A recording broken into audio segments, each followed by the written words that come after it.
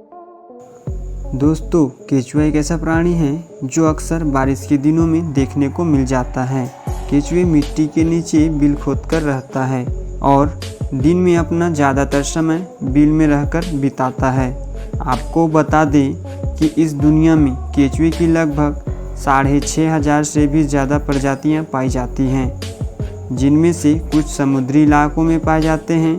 तो ये केंचुए रेंगने वाले स्थलीय प्राणी भी होते हैं, जिनके पास आँख और कान दोनों ही नहीं होते। उनकी चाल भी बहुत धीमी होती है। ये केंचुए मिट्टी को खोद कर अंदर से खोखला कर देते हैं, जिनके कारण मिट्टी की उर्वरा शक्ति काफ़ी हद तक बढ़ जाती है। इसीलिए इन केंचुओं का इस्तेमाल खेतों में खाद के रूप में किया जाता है। लेकिन क्या आपको पता है इन केंचुओं का जन्म कैसे होता है? अगर नहीं तो इस वीडियो को पूरा अंत तक ज़रूर देखें और चैनल पर नए हों तो चैनल को सब्सक्राइब ज़रूर कर लें।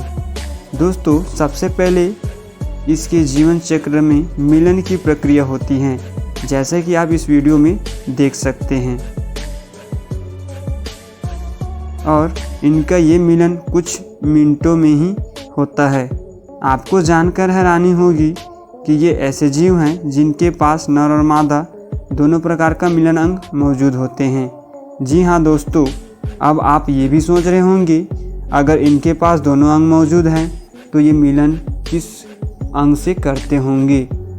इसका जवाब ये है कि ये अपने दोनों अंगों से मिलन कर सकते हैं। दोस्तों, भले ही इनके पास दोनों ही मिलन अंग होते हैं, लेकिन फिर भी इनको मिलन के लिए एक साथी की ज़रूरत होती ही है।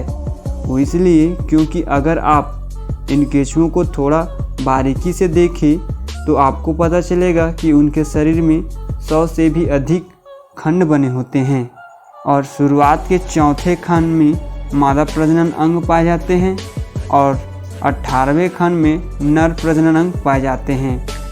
तो जैसे ही इन्हें कोई साथी मिल जाता है, उनके बाद पहला केंचुआ अपने नर अंग को दूसरे केंचुए की मादा अंग से जोड़ देते हैं और इसी तरह दूसरा केंचुआ भी अपने नर अंग को पहले केंचुए के मादा अंग से जोड़ देते हैं।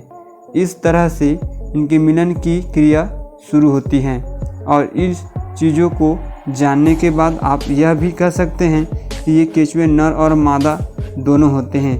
तो जैसे कि इनके मिलन की प्रक्रिया खत्म होती है, उनके कुछ दिनों बाद एक केंचुआ अंडे देने की अवस्था में आ जाते हैं। लेकिन सबसे बुरी बात यह है कि ये केंचुए मिट्टी के अंदर रहते हैं, जिसके कारण इन्हें अंडे देते देख पाना बहुत ही मुश्किल होता है। लेकिन अगर मिट्टी के ऊपरी परतों को हटाकर देखें तो इनके अंडे को देखा जा सकता है, जैसे कि आप देख सकते हैं। ये केंचुए एक बार में 12 से 20 अंडे देते हैं और इस एक अंडे से 2 से 3 केंचुओं का जन्म होता है। आपको बता दूं कि इनके अंडे को कोकून भी कहा जाता है। और अगर बात करें इनके आकार की तो ये गेहूं के दाने के आकार से भी छोटा होता है। तो जैसे ही ये केंचुए सारे अंडे दे देते हैं, उनके एक हफ्ते बाद बच्चे निकलना शुरू हो जाते हैं, जैसे कि आप इस चित्र में देख सकते हैं किस तरह अंडे से केंचुए के बच्चे बाहर निकल रहे हैं। जैसे ही बच्चे अंडे से बाहर निकल जाते हैं, उनके बाद ये सभी सड़ी गली पत्तियां और मिट्टियों को खाना शुरू कर देती हैं।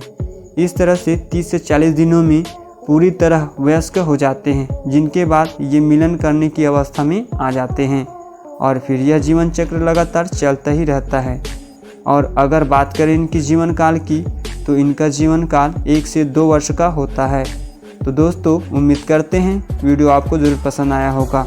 अगर चैनल पर नए हो तो सब्सक्राइब ज़रूर कर लें।